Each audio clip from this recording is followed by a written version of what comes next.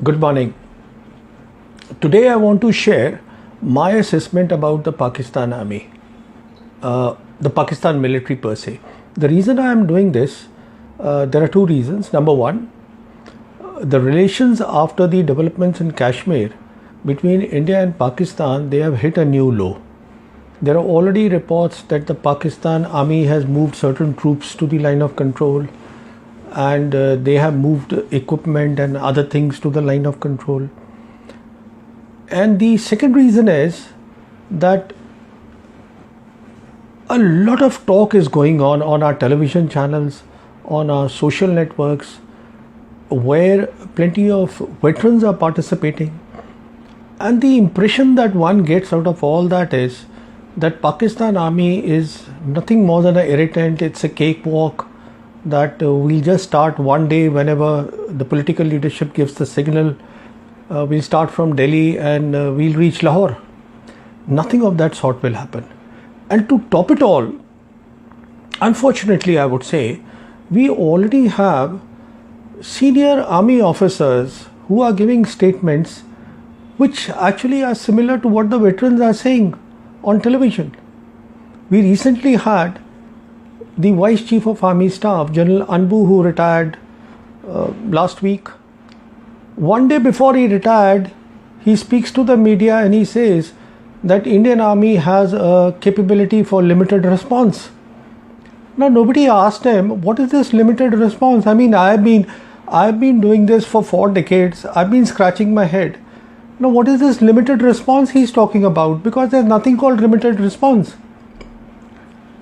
Then now, the real reason why I thought I'll share my assessments with the people is, we have the Army Chief himself, General Bipin Rawat.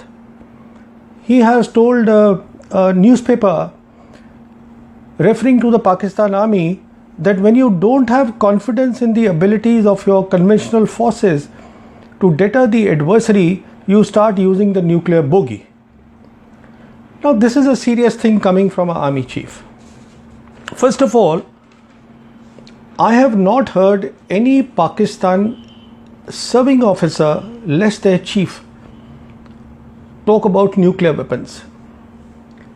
Nuclear weapons have been spoken of and written off by Pakistan Prime Minister Imran Khan and some of their ministers. But honestly, they don't matter because they are not the ones who control the nuclear weapons in that country. What matters is, what is the Pakistan Army or the Pakistan military saying? They haven't raised the bogey. Now coming to why I say under these circumstances where we have the veterans, we have the serving leadership, top military leadership talking like this, why do I say that we need to sit back and think about Pakistan Army and their military as a professional force, whether it is or it is not? It's important. Why it is important is that whenever you do an assessment of the enemy, whenever you do a war appreciation, you never run down your enemy. You never underestimate. In fact, what you do is you give more capabilities to the adversary so that your planning is done better for war. And we seem to be doing the reverse of it. To my mind, to be a professional army or a professional military, 3 things are important. Number one, they should have a clear defined threat, which in their case is very clearly defined India. So no ambiguity on that. The second thing, equally important, they have to maintain consistently, regularly, a balance at both the operational level, which is at the level of nuclear weapons, and at the strategic level, which is the nuclear weapons, and the operational level of war, which is where the conventional war fighting happens. So we have to now assess whether the Pakistan Army or Pakistan military has been able to maintain this dual balance at the strategic level and balance at the operational level, because this is very important.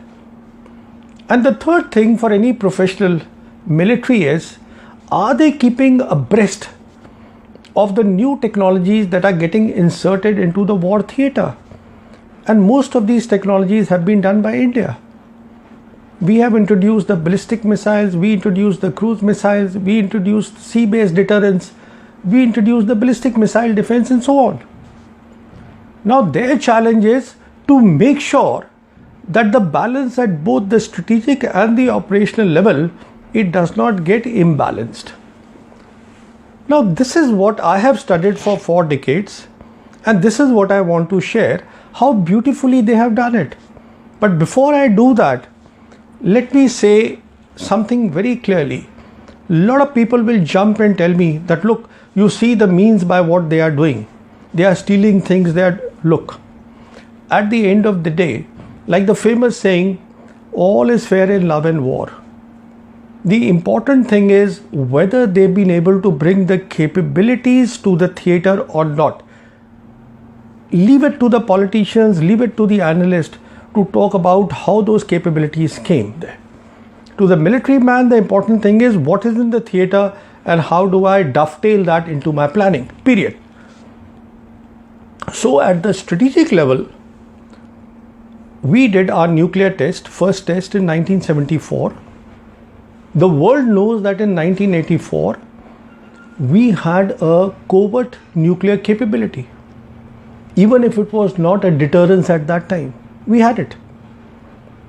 So when the Brass Act happened, Operation Brass Act in 1987-88, then General Ziaul Haq, who was the ruler of Pakistan, he gave an interview to Time magazine where he said that we also have this capability.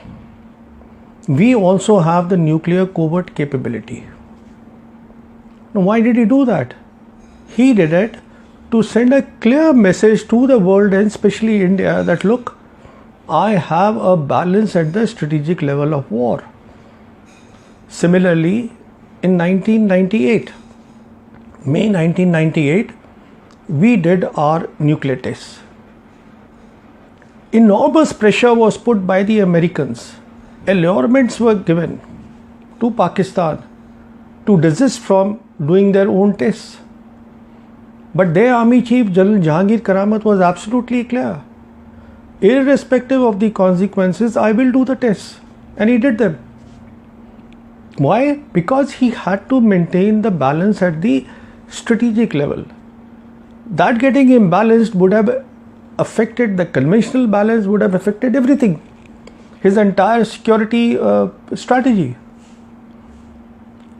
It is another matter that he spoke to the then Prime Minister, his Prime Minister Nawaz Sharif, and he sought a formal role in governance for the Pakistan Army. But this is a different story. I'll come to this in the end.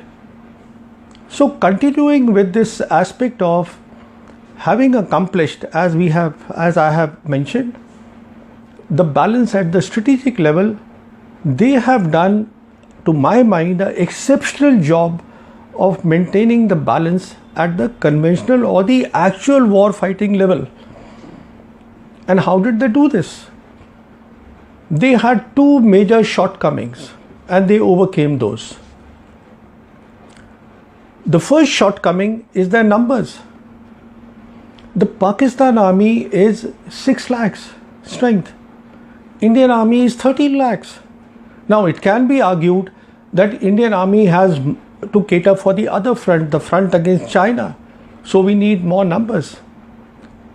Now why I am hesitant to take this point is because bulk of our assets and the entire attention of our military leadership, especially Army leadership and the Air Force leadership, is completely on Pakistan. So we actually bring so much more numbers, so much more equipment. Now how do they balance this? This was a big challenge. So what they did was, the expertise that they gained during the invasion of the Soviet Union in Afghanistan, the sub-conventional war, the support to terrorism, the expertise in that, which their ISI had gained, they shifted that entire expertise to the eastern theatre in Jammu and Kashmir. And what started was the proxy war. They started fighting by proxy. So they made up their short numbers Again, irrespective of how they did it, I'm not getting into the ethics of morality of it. But as a military strategy, they balance their imbalanced numbers by this use of proxy war by the ISI doing this. But here is where professionalism comes in. They also maintained their capability to fight at the conventional level. Now, how did they do that? They have very clearly 3 defined verticals. We don't have those. They have the Strategic Plans Division, which is in charge, again reports to the Pakistan Army Chief, the head of the Strategic Plans Division. He is responsible for everything nuclear, from the weaponization, from till the how much fissile material they need and how many bombs they should have, and its operationalization. He is responsible for it. It's a clear vertical. Then they have their DG military operations, who is responsible for the conventional war. Now, the brilliant thing in their case, which is very important, is because both these, the military operations branch and the SPD, they report to one authority, the army chief, in this case General Bajwa. They have been able to maintain a seamless transition of a conventional war to the next level, which is the nuclear crisis. Now, why is this important? It is very important because this is where the deterrence lies. The deterrence is not showing your nuclear weapons. The deterrence is to have a very clear, demonstrated and identified seamless transition from the nuclear war from the conventional war to the nuclear level. And they've done it. And the third vertical, again a very clear vertical, is their ISI activities, the proxy war that they've been continuing. So this was their one problem of less numbers, and how do they make it up? They've done it well. Their second problem, perennial problem, has been their geography. If you see their geography, it's an elongated nation. Not only that, most of their high value assets are close to the border with India. So what do? So what they did was, right from the beginning, they placed a special emphasis on the air defense network. In fact, it is Pakistan which first created the Air Defense Command. I mean, we did it decades later. So they were very clear that we need a very well woven, a very robust air defense network, and they created that. Then they were faced with this problem, another problem in 2004, when we spoke of our cold start doctrine. So then they came up with this response of full nuclear spectrum, where they said, all right, we have the tactical nuclear weapons now. Nobody seriously believes, or nobody seriously should believe, that they're gonna use the nuclear weapons, tactical nuclear weapons, because they have high densities of populations right there.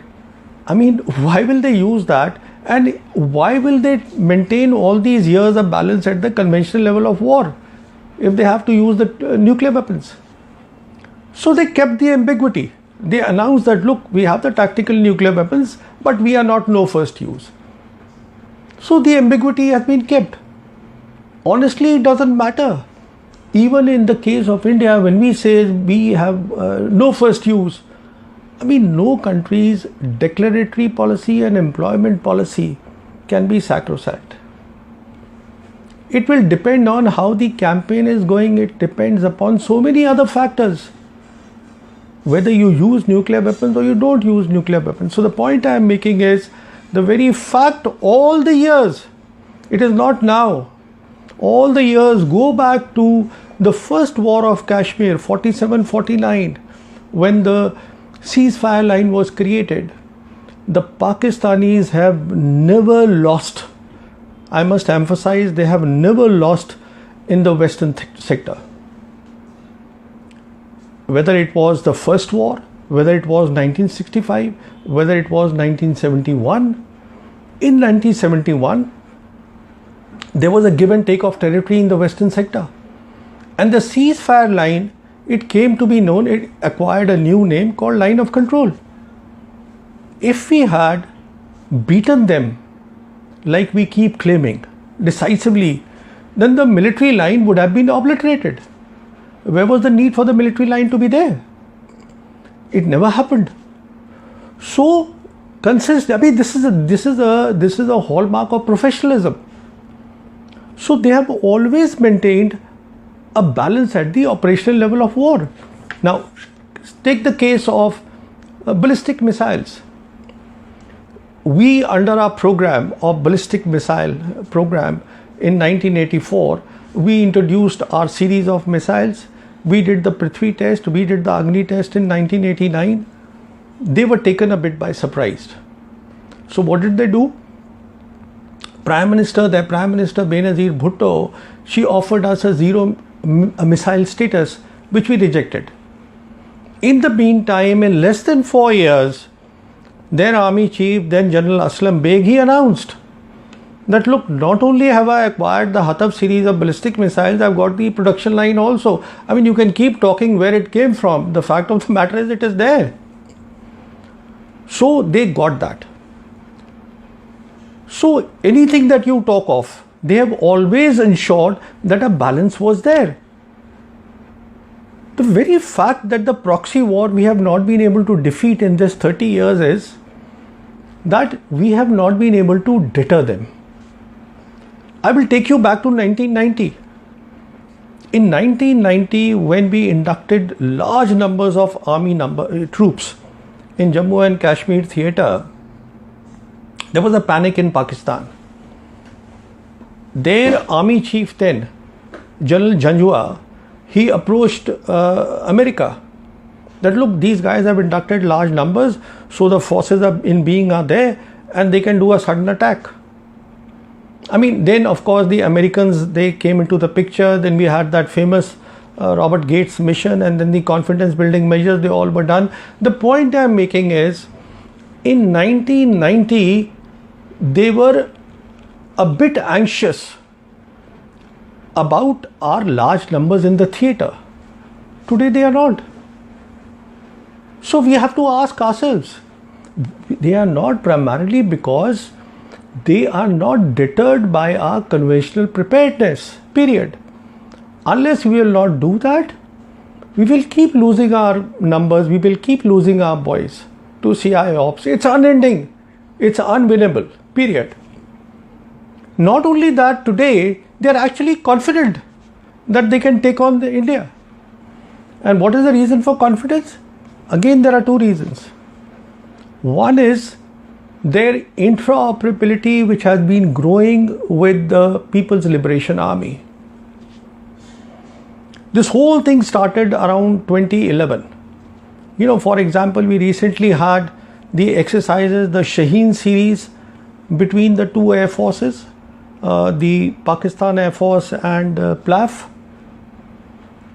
This was all about interoperability, and for those who would not know what is interoperability means that the two services, they work together for a common mission, for a common objective, war objective. And how do you do that? There are 3 clear defined steps in that also, and they have accomplished it. The first step is commonality of equipment. Today there is commonality of equipment. I mean, they are making JF-17, they are not talking about Block 3. Unlike us, they have the Pakistan Aeronautic Complex in Canberra, which is run entirely by the Pakistan Air Force. They manage it, so they are able to control the timelines. I mean, one of our recently retired vice chief was on record saying that perhaps in terms of ammunition, perhaps in terms of spare parts, the Pakistanis are better than us, which is a fact. So the first thing is commonality of equipment. The other thing is the need for timely upgrades, the need for ammunition for long war or whatever war has been decided in their appreciation, and the need for spare parts. So all this is being provided by the Chinese to them. And the third step in interoperability is understanding each other's doctrine, doing a joint appreciation of the enemy for a particular theater and see how we can do our missions together. And that is precisely they've been doing for the last 8 years. Why do we forget all these things? Now add to interoperability another factor which has come out of 2013. In 2013, when Chinese said that the China-Pakistan economic corridor will be the flagship of the One Belt, One Road, they actually committed to a much larger role, a friendship role with Pakistan, which went much beyond simply helping them maintain a balance at the strategic or the nuke level or the balance at the conventional level of war. Now we are looking, because their assets are there, the Chinese assets are there, Chinese interests are there, Chinese prestige is there. One Belt, One Road is it's instituted in the constitution, in the Communist Party constitution, and it is the pet project of President Xi Jinping. This explains why President Xi Jinping has publicly said to Prime Minister Imran Khan when he went and visited recently China, he told him that we will support your core concern. Now core concern is Kashmir, which has been their core concern right from the inception of Pakistan. Now what basically that means is, what he's saying is that look, we are responsible now for your sovereignty. We are responsible that you don't lose any territory. In other words, the military relationship has gone many steps ahead, many steps higher than interoperability. What stops today the PLA from sharing its humongous capabilities, non-kinetic capabilities like cyber, like electronic warfare, like space warfare? I mean, you read the American literature, you see the statements which are coming out from the American military leadership, how much they are concerned, if not worried, how much they are anxious about the PLA capability in these areas. So what stops them for sharing all this? Now we are looking at a possibility, or rather a probability, where you can take it for granted in your appreciation that the non-kinetic capability of China is available to Pakistan military, and the improbability has grown to a level, a very high level of being able to together meet common mission objectives. Now will anybody tell me, if this is not professionalism, what exactly is professionalism? Why is it that our veterans, I mean, I am also paying for their pensions. Why is it that they sit on television channels and they just spew venom? Either they do not understand all this, which I think is perhaps the case with most of them, or they simply just want to ignore it. Either way, it is bad. It is not helping the people of India. I mean, at least for God's sake, if you do not want to talk about it, if you don't understand it, stop participating in these debates. Let the analysts go there and participate in the debates like this. Why are you raising the temperatures unnecessarily? Where is it taking us? Do the Chinese do that? No, they don't do it. It's another matter, unfortunate matter, that the people, the other side also, television channel, are quite the same. But come back to where I started. I don't expect the highest level of army leadership to give these sort of statements, because it does not help our domestic leadership. It does not really help his own command. It does not help India. Thank you.